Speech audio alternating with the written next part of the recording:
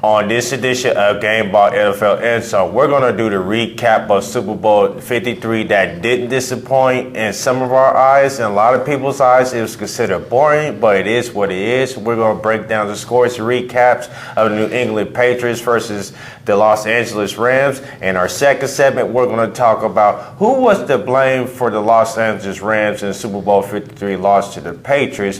Who really should be the MVP? Is Tom Brady better than Michael Jordan since he got 6 rings, and much more to go in our second segment. In our third segment, we're going to talk about who is under most pressure next year to win the Super Bowl as the head coach. Also, our way too early Super Bowl picks. So stick around. Gameball NFL Endzone and begins now.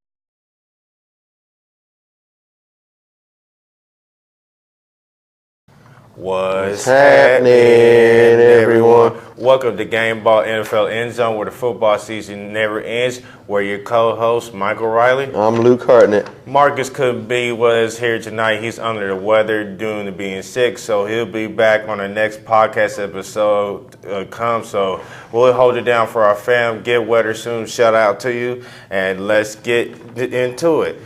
The Super Bowl 53 recap. New England Patriots 13, the Los Angeles Rams 3. What you think about this game last night? Call them New Sixland, I guess, huh? The New Sixland Patriots. I mean, it's safe to say very few people saw this coming. The Patriots, they could beat you in so many different ways. For them to score 13 points and win isn't really news to anybody, but I was just kind of disappointed in the Rams' lack of imagination. They had no, I don't want to say they didn't have any urgency, but it's like they ran their offense like a preseason game. There was no end of rounds, there was no flea flickers, there was no Philly special, there was no trickeration on, special teams. It was just a very vanilla, very boring, very basic game plan for them. And for that to be happening in the Super Bowl like that is just... this is a team that scored 54 points against the Chiefs this year, and just an absolute, wild and crazy Monday night game. And had a host of other wild and crazy games this year, too, where the offense just did them dirty. They had that great Thursday night game against the Vikings, week 5, week 6, right around then. And they just... The Rams' offense just had no imagination at all.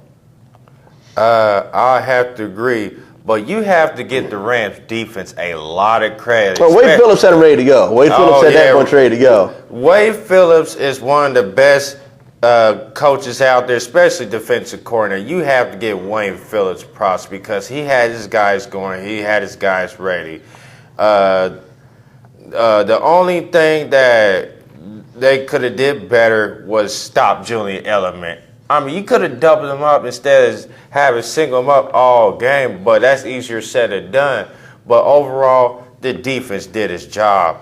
And that left the Rams defense out there too long because the offense wasn't doing their part, like you saying, lack imagination from Sean McVay, whatever. Do some trickery plays or something. Just go be aggressive. Don't be conservative, all that. This is the Super Bowl. And the thing that I did like about it at times is just like they could have used Todd Gurley more in the running game. When Todd Gurley has over 15 carries, they're undefeated. When he has less carries, they're 0-4. And kudos to the Patriots. They used that against us against the world mentality, and they took that to heart. And by far, I said this is one of Belichick's best defensive performance in his Super Bowl coaching career. To hold the number 2 scoring offense to 3 points through the whole entire game says something about the players that you have. Rams never got inside the 20-yard line. Exactly. I mean, this Patriots defense in the first half, all together throughout the playoffs, that's against the Chiefs, Chargers, and Rams, shut them out, hold them to 7 points in the first half. The Chargers, 7. The Chiefs, 0. The Rams, 0. It was just like, wow, where did this come from? Because like we was saying on previous episodes, the regular season is preseason for the Patriots till November, December, and January. Then you start playing the Patriot playoff football, and that's what we got, and then some. I mean, everybody was flying to the ball on defense. Hightower, he was balling. I think if he would have got that interception, he would have been the MVP of the Super Bowl. Kyle Van Noy, man, he was disruptive. And you see Belichick created different ways to get pressure on Jared Goff, because Jared Goff looked lost in the pocket last night. He was nowhere to be found. He was like the island of the missing or something. I don't know what was going on in his head. Then the Patriots offense, yeah, they had to struggle all game against the Rams defense. You got to give Wade Phillips credit. But when it's time to be in the clutch moment and it's go time, then the Patriots are ready. Josh McDaniels said, we're scratching this game plan off. We're going to go here, we're going to go here, and we're going to go here. Something that they did not practice. Did the 2 weeks preparing to the Super Bowl, and it worked. And you got to give credit to the offensive line, holding up their own against Dominic Sue and Aaron Donald, who was not really a factor in the game at all, touching Brady. Then everybody play their role well. Everybody know their role well. And kudos to the Patriots. 6-time Super Bowl champions. And it just keeps getting better and better. So did you think that the game was boring? Well, I mean, coincidentally, the Patriots may have been in the 2 most boring Super Bowls of all time, depending what your idea of boring is. I mean, 13-3 is it doesn't sound like a very exciting game, but they also, everybody forgets about, they lost to the Bears, 33 years ago, 46-10, in a game that I imagine was equally as boring. So, I mean, is a low-scoring game boring or is a blowout boring? I mean, the Niners over the Broncos, 55-10, so on and so forth. So, I mean, at what point what point are you looking at a boring game, I guess? But well, it's coming. Everybody was complaining about it's too boring. We won high-scoring games. Blah blah blah. Oh, shut up. Well, I think there's 2 outside factors that kind of made the game more boring than what it was. A lot of people was, whether it be bad officiating or one play to go this way or that way or the other. I mean, it could have been Patriots Saints. It could have been Chiefs Rams. It could have been Chiefs Saints. In an alternate universe. Another thing that I think made this game boring, how incredible were those conference championship games?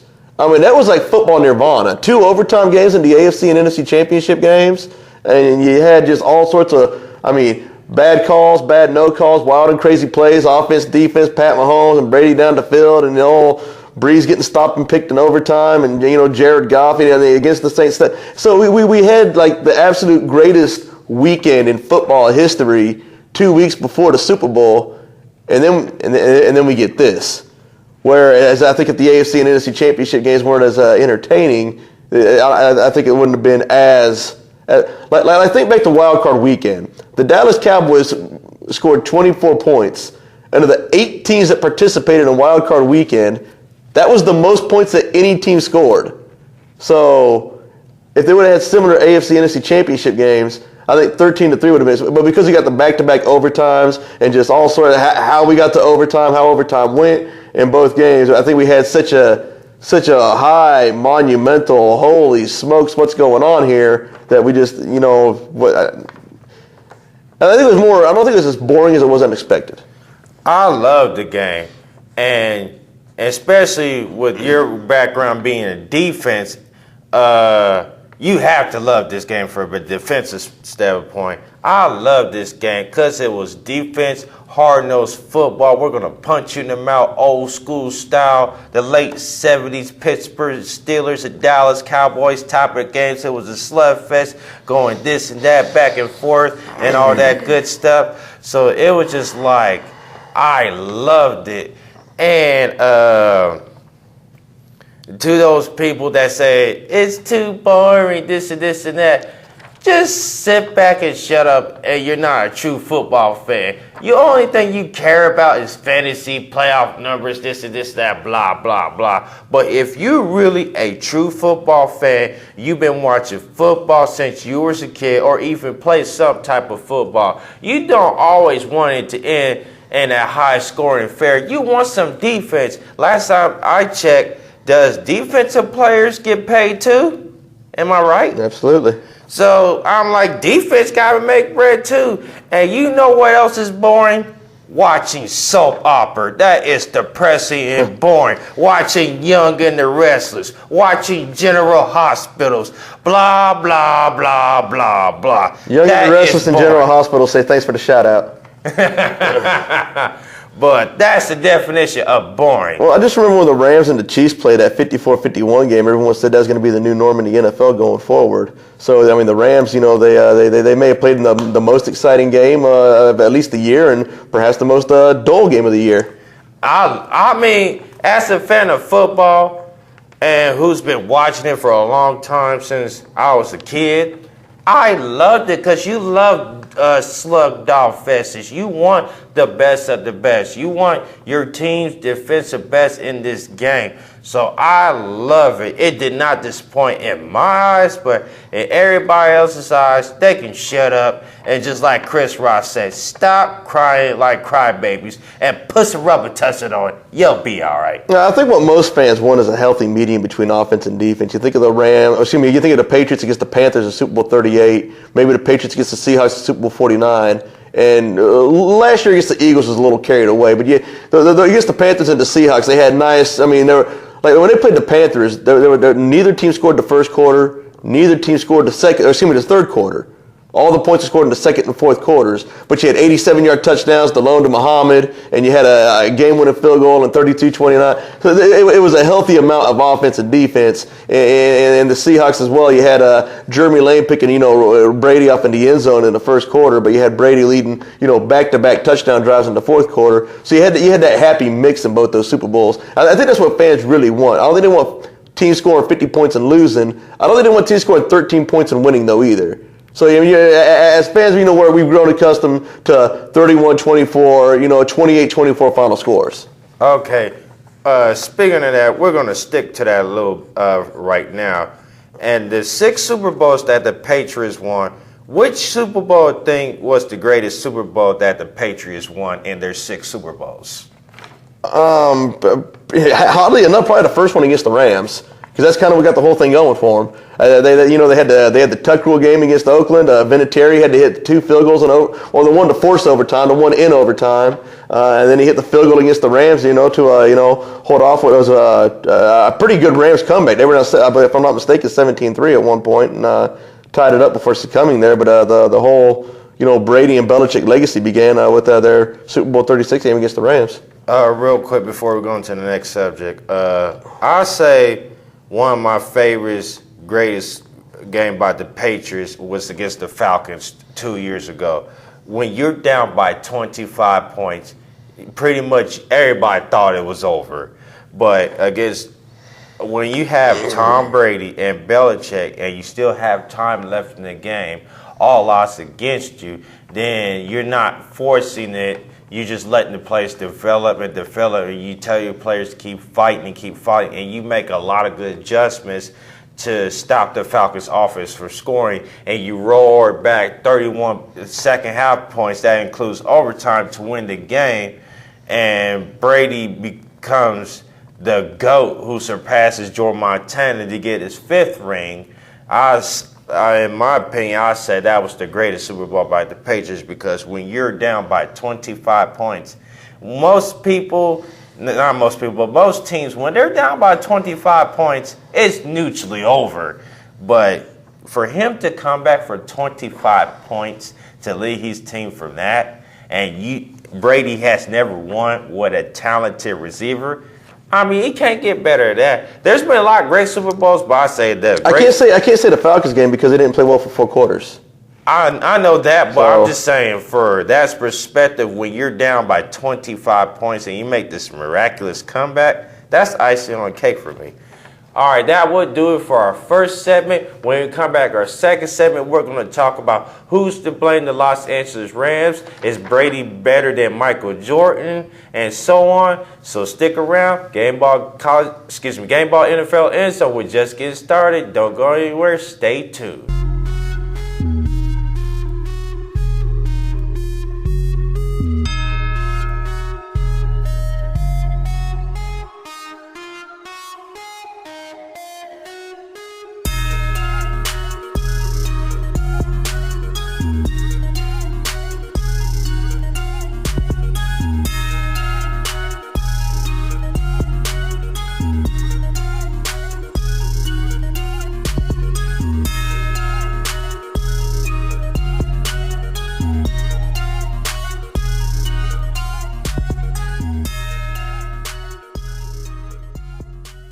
What's happening, everyone?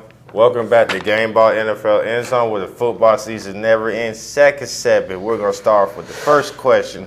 Who was to blame for the Los Angeles Rams and the Super Bowl 53 loss? Assuming that Sean McVay's the one doing the play. I know they have an offensive coordinator, but assuming McVay's calling the plays for him, you got to put the blame on McVay on this one. I mean, like we touched in the first segment. I mean, Wade Phillips and that D was ready to go. You'd hold the Patriots to 13 points.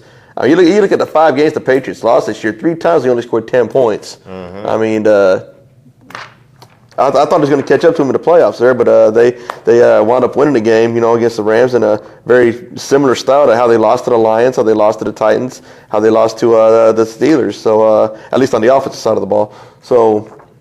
Yeah, I got to put this one on McVay. I have to agree with you, and I'll go even further. The reason why I put this on this McVay because they say he was the mastermind, the young boy genius, this and this, that offensive guy. Well, his thing was Wayne Phillips handles the defense. I'll just run the offense. You're not supposed to do that. Well, you can do that, but how's that going to work? I don't know to some degree. It did some a little bit in last year, but you have to be the coach. You have to be involved with everything. You can't just be involved in one place you're good at. You have to learn the defensive side of things to become a great head coach. Look how Belichick is right now because he's involved with everything that goes on. And one play of the game was watching on Sunday night. Why did Sean McVay decline the penalty instead of accepting the penalty? It would have been a 1st and 20 for the Patriots offense instead of 2nd and 6. Then they get 3 yards. Then they get a half a yard to be in field goal range. And so people's like, well, they had to take a chance wherever. I'd rather take my chances on accepting the penalty, being 1st and 20 out of field goal range. Your defense is balling all game long, and there's a chance that you can stop them, force them to punt, and you still have 2 timeouts left, or you can force a turnover. And you can tell experience versus youth in the coaching play, because Belichick would never have done that. Belichick be like, take them back. So I would put that part also to blame on him. So if there's anything to blame on, it's Sean McVay. Jared Goff, yes, he is the quarterback. He should take some of the blame. But if it has to be the blame, it has to be the head coach. All right, next question on the second segment. Now that Tom Brady has 6 Super Bowl rings, has he surpassed Michael Jordan as the GOAT? I still got Jordan on this one. Jordan's got 6 Finals MVPs.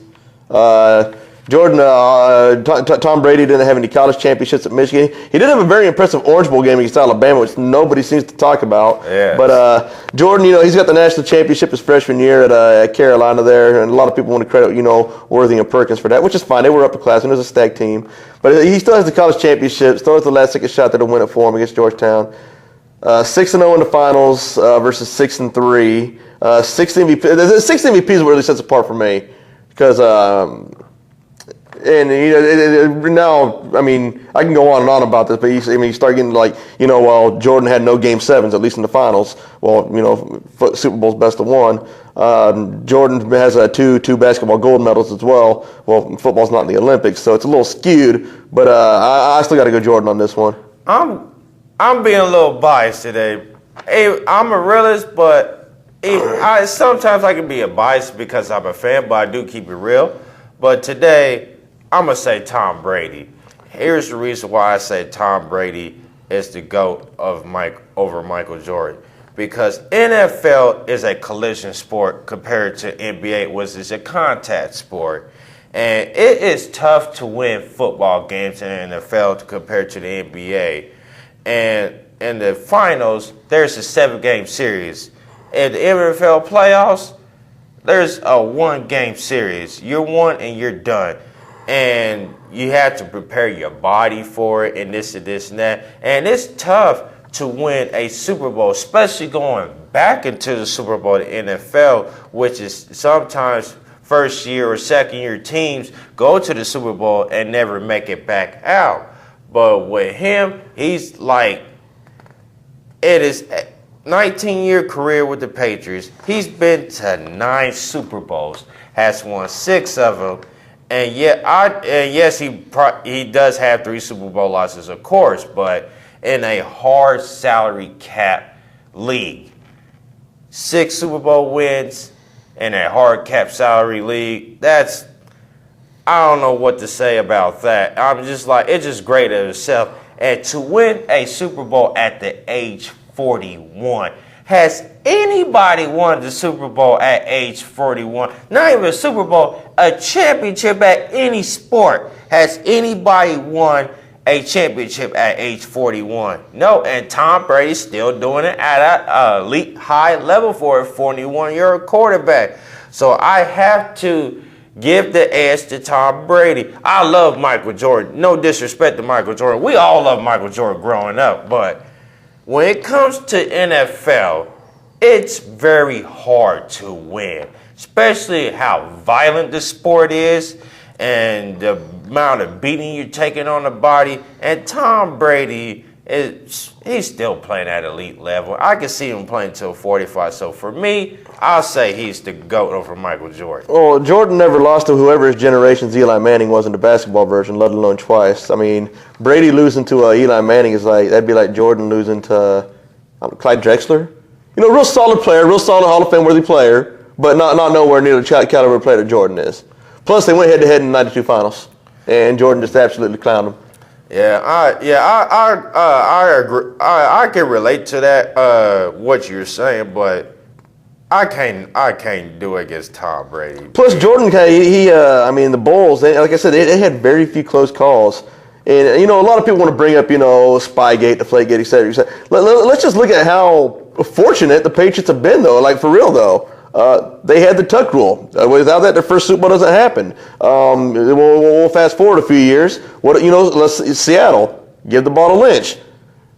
Again, this is, bad Patriots made the play, benefited from it. Happened to get in there, though. Just 2 weeks ago, D Ford, don't line up off sides. They're not in the Super Bowl. So they've had, and I don't recall Jordan ever say, well, if Reggie Miller would have hit that one shot, well, if the Bulls wouldn't have hit that game-winning shot, well, if they would have went Game 7, there's none of those. The Bulls were just so concrete in getting to and completing the finals. I get you what you're saying on that part. And Julian Edelman win a Super Bowl MVP to be like Steve Kerr winning Finals MVP. Steve Kerr was a very integral part of that Bulls team. He hit the game-winning shot, I believe, against the Sonics in the '96 Finals. Yes, he did. That's not to slight Edelman or Kerr for that matter. But if we're going to compare Jordan to Brady, Brady should be getting. Jordan won 6 MVPs in 6 attempts, and Brady's been there 9 times and doesn't have the 6 MVPs. I mean, I'm not going to count MVPs and all that. I'm just going to count championships head to head and compare it to how sports are. The one argument I will give in Tom Brady's favor, just on to sound like too much of a hater here, Brady never really has had a Scottie Pippen to him. No. So, I mean, the closest he'd be able to come to is maybe if he would have been there for, a minute, was Randy Moss. Randy Moss, if he would have been like a Patriot, his like entire, like if the Patriots would have drafted Randy Moss, he probably could have been like Scottie Pippen to Brady's Jordan. Yeah. But, I mean, so... that was a good debate conversation we had. Wayne Gretzky says, what about me? Shout out to the great one. Yeah, right. Who do you think should have been Super Bowl 53 MVP? I got to agree with Calais Campbell on here. But, before I answer, I posted this tweet on my Facebook page last night. Luke Hartnett, as it's spelled, my Facebook page. It's public. All my posts are public on there. You don't have to be a friend of mine or anything else. Just do a search, Luke Hartnett. I got a post on here. I shared the tweet. Screenshot of Calais Campbell. Now, before I answer, who do you think knows more about football? Me or Calais Campbell? Calais Campbell. Who do you think knows more about football? You or Calais Campbell? Calais Campbell. Okay, if Calais Campbell says Stephon Gilmore and he had a forced fumble, had the interception, 3 pass breakups, 5 tackles, etc., should have missed Stephon Gilmore. I agree with CC on this one. I do too, but I'm going to go even further and say who really should be the Super Bowl MVP. The offensive line and fullback should really be the Super Bowl MVPs. Matter of fact, they should be MVPs for the whole playoffs because they did the dirty work. They had the toughest challenge into the playoffs of going against good pass rushers, defensive linemen with the Chargers against the Joey Bosa and Melvin Ingram. Shut them out. They did not touch Brady. Then you got the Chiefs pass rush, Chris Jones, D4, and you got Justin Houston, and with the rotation, they shut them out. Aaron Donald, Nick Dominic Sue up the middle, they shut them out. They didn't even touch Brady, except after he was throwing the ball. But talk about getting pressure in second, they didn't touch nothing. So if you really wanted to put MVP, I say the offensive line and fullback. Fullback lives matters. The reason why I say that is because nobody really uses fullback in their offense anymore. We're more accustomed to seeing the Big 12 offense in the NFL, the read patch option. The Patriots like, that's good, fine. We're still going to be old school. We're going to use a fullback and 2 tight ends. While we're on the topic, when K-State has their better teams, at least when Bill Snyder was there, it's because they were running a pro-style offense. You mentioned the Big 12. Yeah. So K-State would run that pro-style offense, which did, highlight a fullback in there. And, the 10 teams in the Big 12, 9 of them weren't doing that. Iowa State from time to time would. They'd be the closest one. But, whenever K-State was a top 20, top 25 team, 8-9 win team, it was because they had a solid fullback leading the way, pro-style offense. And they have a dominant offensive line, and that's how you win the line of scrimmage, offensive and defensive line. So, in my opinion, if it was the Super Bowl MVPs, I'm giving it to the offensive line and fullbacks on that one. Okay, I don't remember what year it was, but Brett Favre and Barry Sanders got co-regular season MVPs before. Well, Super Bowl 12, the Cowboys beat the Broncos, I believe, 27-10. But that is still the only Super Bowl Harvey Martin and Randy White co-MVPs. Mm-hmm. So why 53 Super Bowls? We've had co-MVPs once. So who was the defensive back for the Patriots that made the play in the end zone on the number 12 for the Rams receiver there? Jason McCourty? It was one of the McCourtys. Yes. So I think it was Jason McCourty. It was Jason. Yeah, so I think co-MVP, I think it's still even Gilmore. If we're going co-MVPs, though, we're going to go Gilmore and Jason McCourty as well. Because that really was, at least at that point, the play of the game. But you can also say Dante Hightower, who had 2.5 sacks. If he would have had that interception and ran it for the touchdown, he would have really been MVP if he would have intercepted. And let's not ignore the elephant in the room. Edelman got busted juicing. He missed the first 4 games of the year. So, in my opinion, they basically just, awarded, juicing. But hey, the shoe fits. But if you really, because they're trying to figure out which player on defense to give it to. It should have been somebody on defense. I really don't like Edelman either. I just want to put that out there. I'm sure he's a great person off the field, but as a football player, I just see what I see on TV. He's like Bill Lambier, I guess. I just can't stand the guy. A lot of us can't. I love that. If he's on your team, you love him, yes. Yeah, he brings that toughness and that gritty and grimy. Same thing was said about Joakim Noah. You love him if he's on your team. All right, next one. Is the New England Patriots the greatest dynasty in sports history? They might not even be the greatest dynasty in Boston. You look at Bill Russell's Celtics. You look at Larry Bird's Celtics. You look at Big Papi's Red Sox. You look at the Bobby Orr Bruins. So I think it's been well established that Boston as a city is the greatest sports city dynasty, whatever you want to call it there. But, I mean, when you have to say, hey, are they even the best dynasty in their city, it's tough to say. I'm going to pick a side. I'm going to say no because Bill Russell won 11 rings and 8 in a row. I would put them. Tom Brady won 6 rings. He didn't win them in a row. but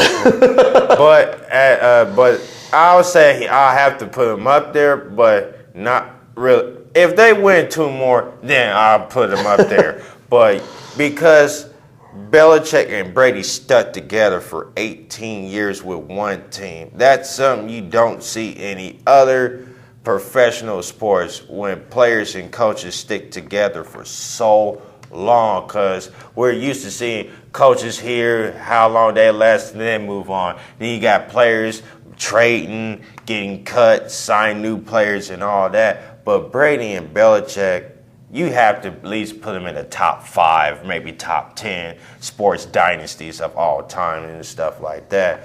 So I would say at least top 5, top 10 if you agree.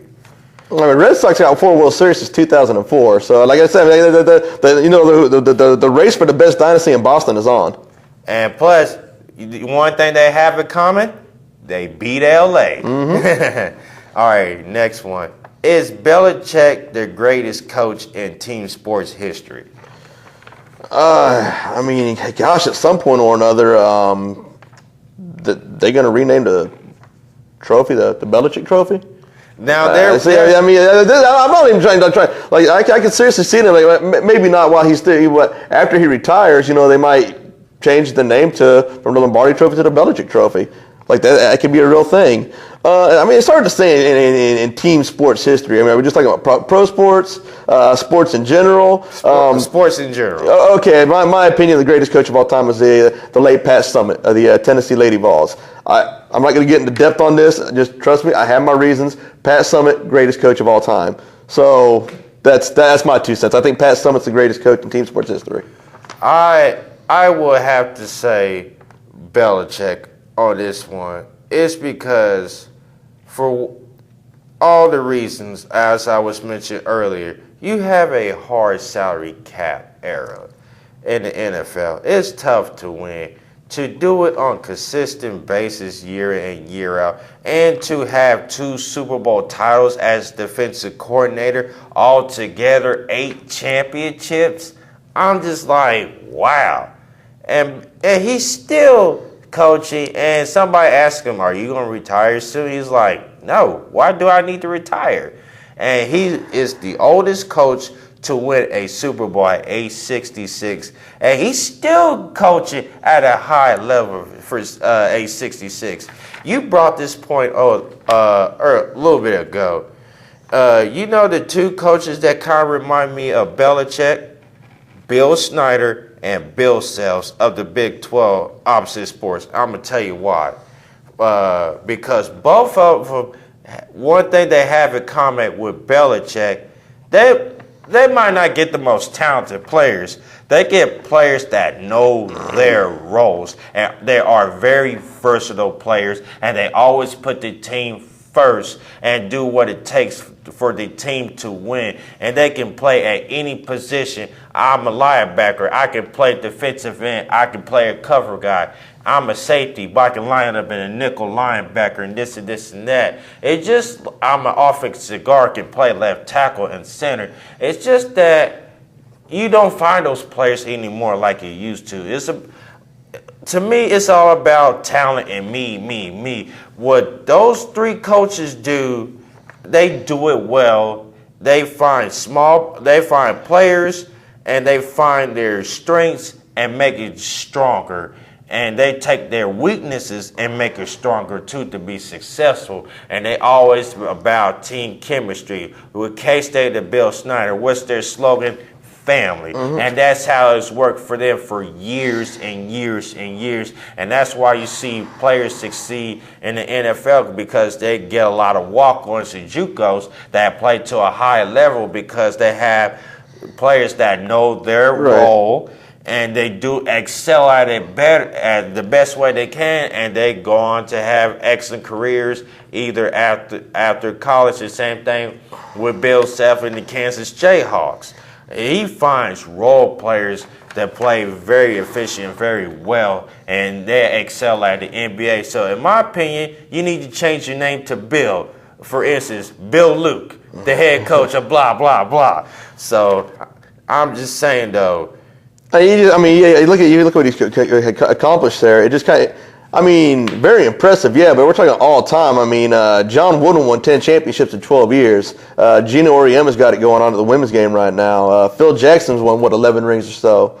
So, Saban, he's got it going on at Alabama right now. So it depends, which side of the fence you're. And another thing, I don't know if it helps or hurts Belichick, but his assistants rarely seem to pan out. Bill O'Brien's getting it done in Houston. And he was a very good coach at Penn State as well. But outside of O'Brien, Jerry's out on Patricia. I'll give him a pass right now. I'll give him, another year or two. But Jerry's kind of out on him. His assistants kind of been letting him down, though. So I guess, does that help or hurt him as being, the best coach of all time? Because he's clearly doing it on his own. That's for sure. Exactly. All right, last one. Is Belichick Brady the best player and coach duo in sports history? Shout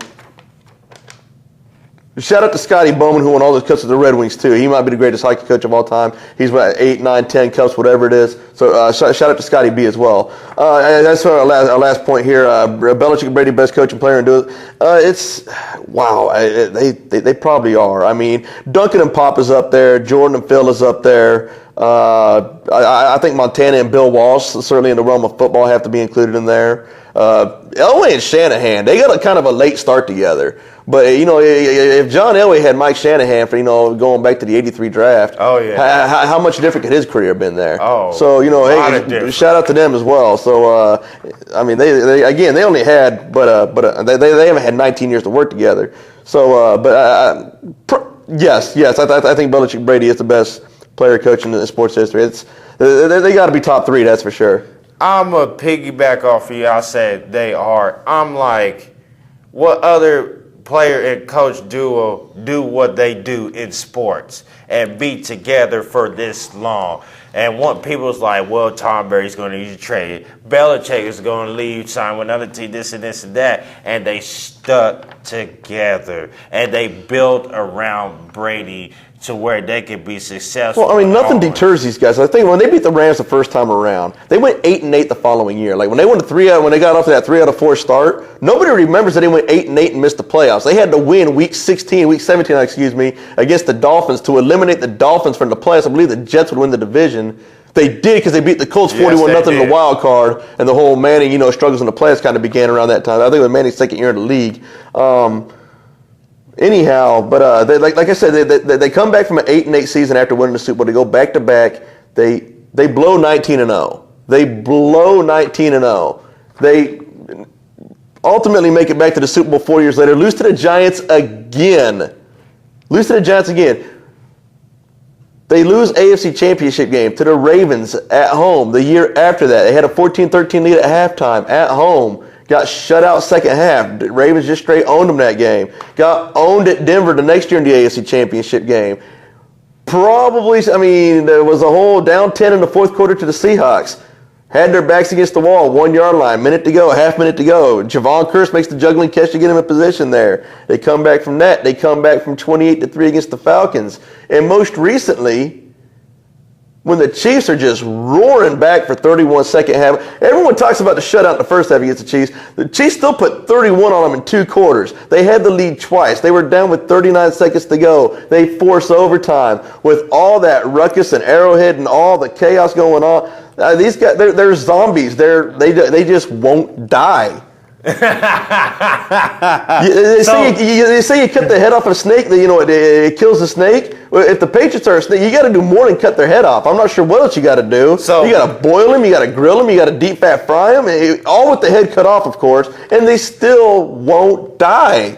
So you're basically saying Belichick and Brady are the walking deads of the NFL. Nothing deters these guys. I say yes, they are. It's because, as I was saying, they do it better than anything else. The preparation and everything that goes in the game plan.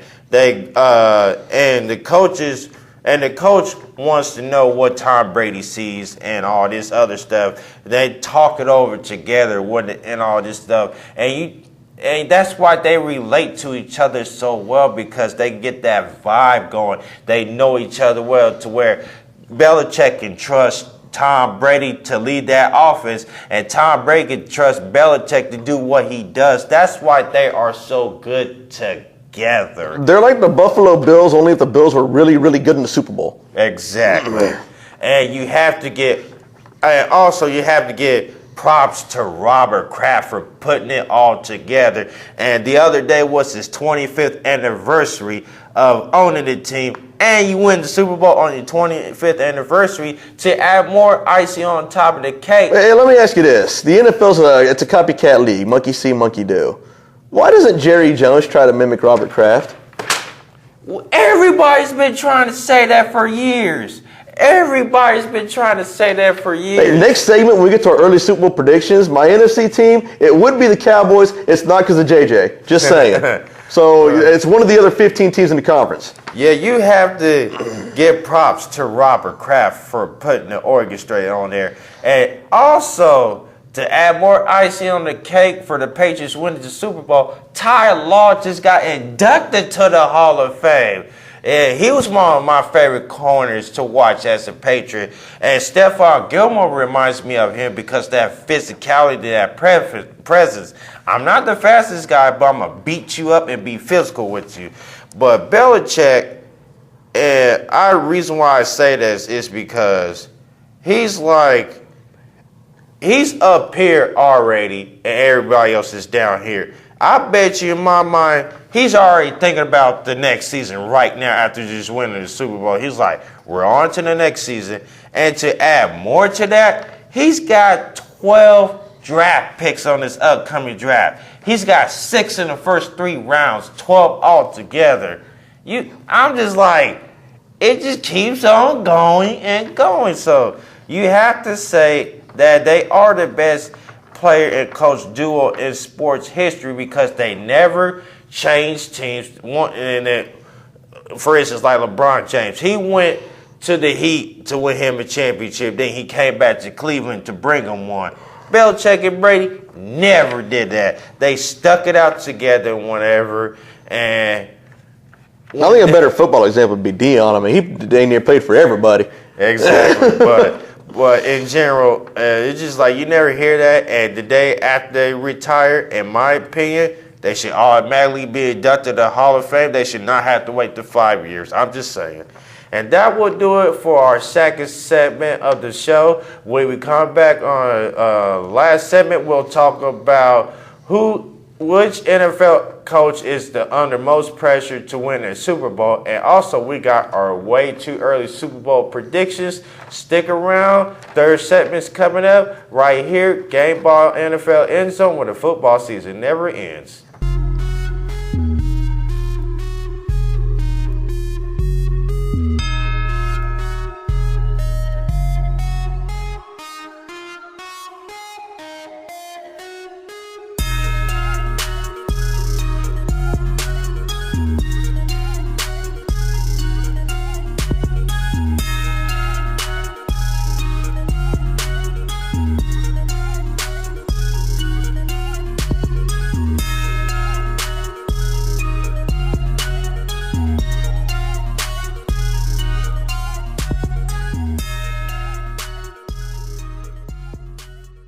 What's happening, everyone?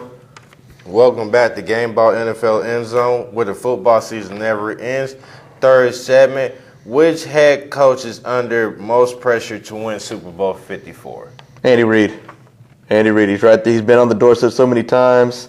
He had the Philadelphia Eagles in 4 consecutive NFC Championship games and a 5th one a few years later where they lost to the Cardinals. Broke through the one time, lost to the Patriots, Super Bowl 39. And AFC Championship this year, again, lost to the Patriots. But he's got the league MVP at Mahomes. They got a new defensive coordinator in there. They got some draft picks. It's a defense-heavy draft this year. So it's got to be Andy Reid.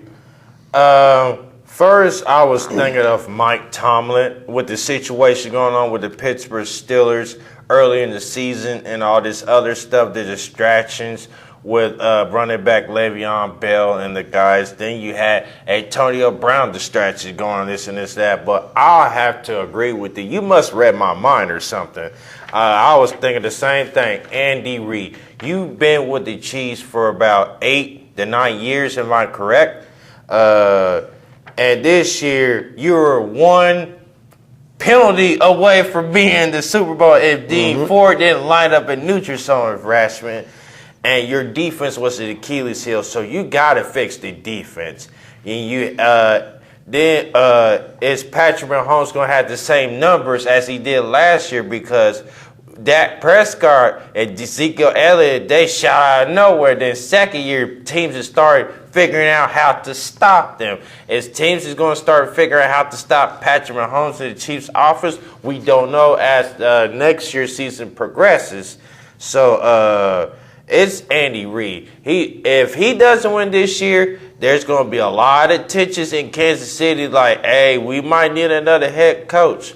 So he's a good coach, but in the playoffs, it's his Achilles heel, especially in conference championship, including the AFC championship game. He is 1-6 all time. And see, here's the problem with Andy Reid in the playoffs. He does not like to run the ball. He wants his quarterback to make the plays for him. What we just saw from the New England Patriots, they ran the ball with perfection in the playoffs. Sony Michel was setting rookie running back playoff records and this and that. The offensive line did a good job. And I think it's about time that people start taking notice of what the Patriots did in the Super Bowl run, was run the ball effectively, take time off the clock, play good defense, and win games. And that's been Andy Reid's Achilles heel in the playoffs. He does not like to run the ball efficiently. And the turning point with the Chiefs was when Kareem Hunt got into that incident to where it got him suspended. That's really what lost him the Super Bowl right there. Because if they had Kareem Hunt, we would not be having this conversation. So Andy Reid, he is a lot most pressure because your quarterback just won MVP. You got to rebuild that defense. It might take some time for that defense to get adjusted to Steve Spagnuolo's system. And you got to figure out if you're going to keep Eric Berry, who's going to have another surgery on his heel. Justin Houston's getting up there in age. Then you got to get somebody helping the secondary. You got to get another pass rusher to go with D4. Like you said, this year's class is defensive heavy I ever seen in a long time. And we'll touch about my draft. I'd like to see him get the Dexter Lawrence kid out of Clemson if they can either trade up for him or have him. Because he missed out on the Notre Dame and Alabama championship games. He may fall in the draft too, but he'd be a huge get for them. I like that Sweet kid from Mississippi State, that defensive end. Oh boy, I love wherever team he goes, they get a special player. Jason Garrett on the hot seat as well too, because if I'm not mistaken, the other day the Cowboys declined his offer. Yes, they did. Jerry Jones finally had the kahunas and declined his contract option. So I'll give Jerry Jones that. That's all I'm giving the Dallas Cowboys. But Andy Reid, I say he's under most pressure. All right, let's do our way too early Super Bowl 54 predictions. Who you got next year Super Bowl playing, next year winning? Oh, man. I mean, that NFC is just so wide open. Drew Brees, he's turned 40 now. Hard to say. I mean, and the Saints were so close against, I know it was a divisional round, but they were so close against the Vikings. so close against the Rams. Just kind of makes you wonder. I think they have to be like a front runner on that as far as the NFC teams go. I suspect the Rams are going to fall back to the pack just a little bit. However, I don't think. I think the Rams are going to regress. I think Seattle's going to improve. I don't know that Seattle will catch them for the division though. So the NFC West is a crapshoot. Then you got the NFC North as well, which is always, everyone's expecting big things out of the Vikings. The Bears got that defense, and if they beat the Eagles, who knows what happens? Because the Bears would have gone to the Rams, who they'd already beaten, in the regular season as well. So hard to say on that. I'll go with subject to change. I'll go with the Chicago Bears to represent the NFC in the Super Bowl. Right now, I'm gonna say the Patriots on the AFC and everybody else on the NFC, because like you say, the NFC is wide open. But a lot of people talk about the Patriots. They always get it easy and they got the weakest division. Is their fault? No, give them some tough games and beat them.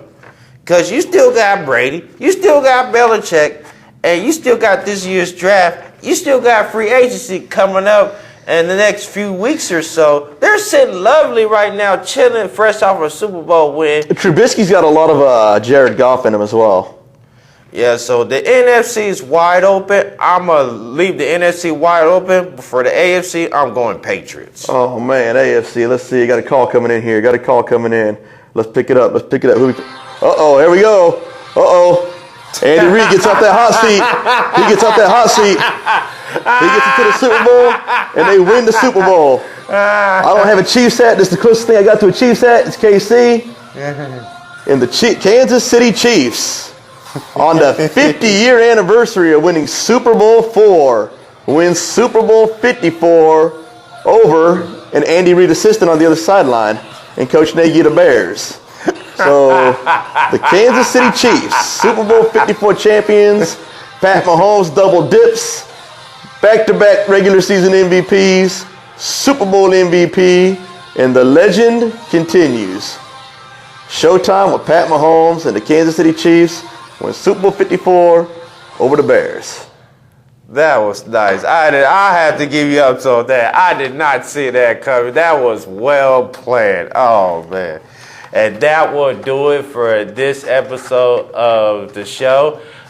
Social media, you can follow us on Facebook, Gameball College Kickoff / Gameball NFL Endzone. You can follow us email us on our email address at gck.gnfle@gmail.com. You can also follow us on our official Twitter page at gck_gnfle. You can follow your boy, all caps, at Gameball_Mike NYKE. You can also follow us on our Instagram at gck_gnfle. I'm going to get into a little bit of announcement. We recently switched clothing line design partners, so we'll be uploading our new clothing line website with them soon coming up, as well as our other clothing line. We recently switched from Token to Happy Shirt Printing here in town. We like to thank Token Designs for giving us an opportunity, but we're more excited to pursue with Happy Shirt Printing here in town in Lawrence. You can also follow us on our YouTube channel. Hit that subscribe button. My left to your right, your right to your left, vice versa. That's gck.gnfltv. And when you hit that subscribe button on our YouTube channel, make sure you hit that notification to get alerts on our updates and posts on our videos, all that. And I'm going to pass it on to my brother Luke. Find me on Facebook, as I mentioned earlier in the podcast, at Luke Hartnett. That's Luke, spelled like the Bible. Hartnett, Hartnett, spelled like, yes, the actor Josh Hartnett. Might be distant relations, 6 degrees, I guess. Find me on Twitter. I am Luke Hartnett 1, so my Twitter account is Luke Hartnett 2, my alter ego. And we got a couple of shout-outs on Twitter here not too long ago. Chiefs and Patriots Twitter page, if I'm not mistaken, right? Yes, shout-out to the Chiefs, Rams, and Patriots full press on the Twitter page. Thank you for your support and all that. And we can't forget about our other brother who couldn't make it in due to being sick and all, Marcus Young Jeans Jenkins. You can follow him on Facebook, Twitter, Instagram, as Jovel ENT, everything. Be sure to be lookout for his upcoming artists, Sap the Haitian, Sin City, all of that. And be sure to come out with his, make sure to be on the lookout for his music drop video, Drake to Go. Until then, and be on the lookout as well. Coming soon, we'll be doing our college previews. We'll get the playoff picks. We'll be doing much like last year. For those of you that are familiar followers of us, we'll break down the Power 5 conferences. We'll try to fit Notre Dame in there best as we can because they're independent. They didn't make the playoff this past year. We'll try to get them a little bit more love too. Probably include them into the ACC because they're ACC everything but football. We'll determine that later. We'll give you our college picks, our college Final Four, our college championship. We will also, when the time comes, the NFL schedule, we know who's playing home and away, who's playing who. We do not know when. So when the schedule release comes out, we'll be giving our division breakdowns, our team-by-team breakdowns, who's going 12-4, 4-12, who's getting the first-round byes, so on and so forth, which could help may change our Super Bowl picks. I may not like the Bears in there, sticking with the Chiefs, though. But we'll also be doing a mock draft as well, and we'll also do a draft recap, again, very similar to last year. So I did have Derwin James going 17 to the Chargers. Nailed it. We'll see if I can do it again. Yeah, so be on the lookout for our mock drafts and everything come up. Until then, I'm Michael Riley. I'm Luke Hartnett. This is Gameball NFL Endzone, where the football season never ends. And before we send it off, we wanted to say thank you to everybody who has supported us, who is big fans of our podcast. The Lawrence Public Library, back in you see behind us, that's where we're at right now. Basement of the Lawrence Public Library. We could not do this without you and all that good stuff. And shout out to the Lawrence Public Library for having us here, for letting us do our art and creativity and all that. So until then, this is Gameball NFL Endzone, where the football season never ends. Peace. We are out, and see you next time.